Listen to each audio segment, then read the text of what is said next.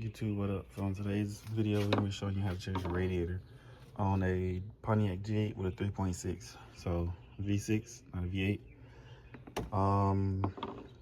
So first off, you gotta take this air intake off right here. Mine are 2 7s, so 7mm right there, 7mm over there, and then this hose clamp right here. Once you do that, everything else is kind of like free to see, like easy and free to see. So once you remove that, I disconnected the harness for the fans. And then now we're gonna go ahead and try to pop this out, which looks like it's 2 push tabs right here. Yeah, so it's 1 push tab.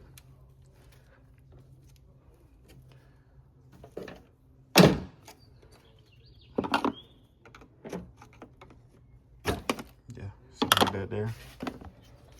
But now this is the tricky part. Once you have that out, as you can tell, there's no room like that for real. Well, it is, but it isn't. So you have to take this coolant hose off. But once you do that, coolant will come out. Probably not all of it, but coolant is gonna fall out. So let me go ahead and set this up, drain the coolant, and then come back to you guys. All right, so now I'm under the car, and there's 3 tabs that is locked into. So there's 1 in the middle, 1 on the driver's side, and 1 on the passenger side right here. But then also, if you look up, well, you can see it from the top too. But if you look up, those transmission lines are actually inside that fan housing also. So be careful with that once you take it off. All right, so once you get your drain going, get all the coolant out, you can go ahead and start taking these locking tabs off, which are held in like this.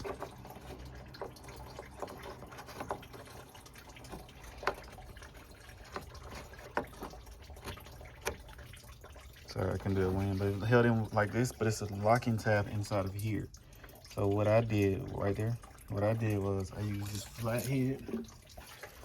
I use this flat head like this and pull back, pull that back and pull up, and it'll come right off. Well, you might have to fight with it depending on how long it's on, but just don't put too much force on it because it is plastic and it will break. But locking tabs are out. Oh, this is the little pieces in here first. So what you do, you pull this up and out. Once you pull this out, it'll be sitting on here like this here. And once you pull this out, it'll sit like that. You stick the screwdriver down in there, pull up, and then pull this out.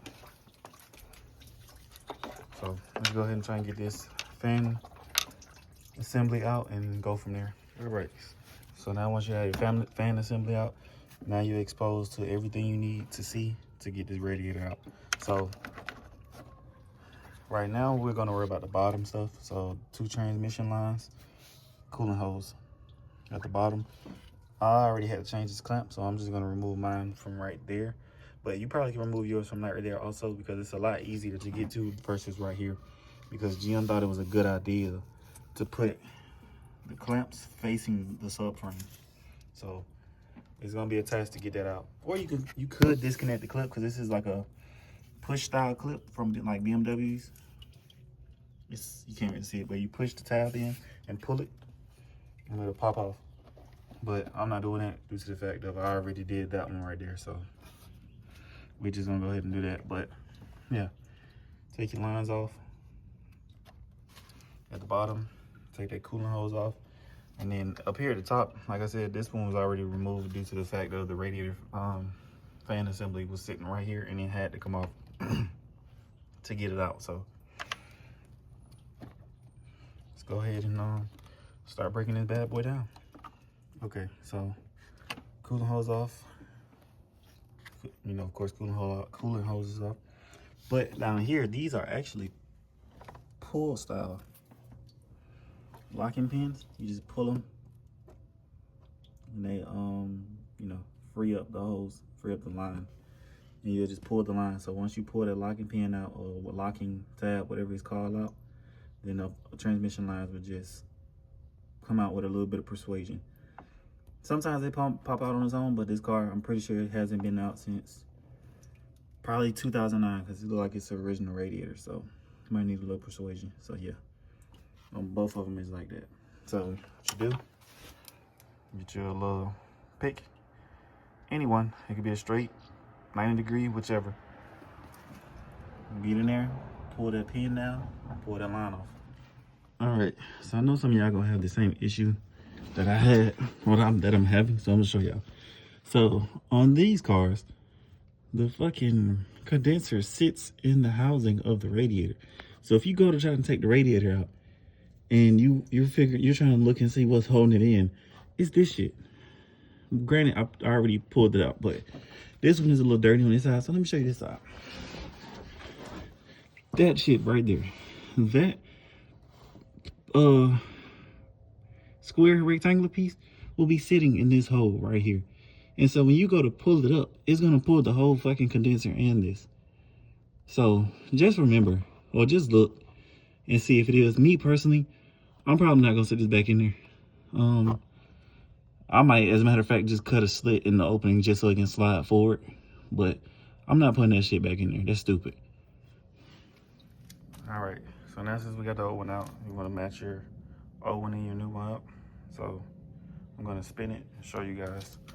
But as you can tell, it was a leak or something also, probably from the condenser because it smelled like Freon. So pretty sure I had to put a condenser in here, which I wish I would have known that before taking this out, so I could have did two things at one time, but we'll come back and do that. So definitely want to flip it around and match everything up. So that hose is the same, it just has this actual metal hose on here, but I mean rubber hose on there. But top one, same. Bottom one, same. Now what you want to do is you also want to tighten these up because these shits come loose. Like they're already loose, as you can tell. Like I'm twisting them with my hand. So what you want to do is put a little bit of assembly lube so this rubber hose won't pop, and tighten these down on both sides. So let's go do that. All right, so everything is put back together. The system is, I'm in the process of bleeding the system, but all in all, this would have took maybe an hour, but I had to get some clamps, so that took a little bit of time. But if you have like, you know, basic tools like your ratchet, sockets, screwdrivers, and pliers, this would be in ramps or jack, because you can get up under there. This would be a fairly easy 1 hour drive at the crib. Now, if you take it to somebody, I don't know how much it's gonna be, but I'm pretty sure if you're watching this video, you're doing it, you want to do it yourself. The job is pretty good. The job is easy. That radiator came from eBay. That is a DNA motoring radiator, so we're gonna see how that holds up. But yeah, everything else is pretty good. So it's gonna be it on this video. Like, comment, subscribe, and I'm out. Peace.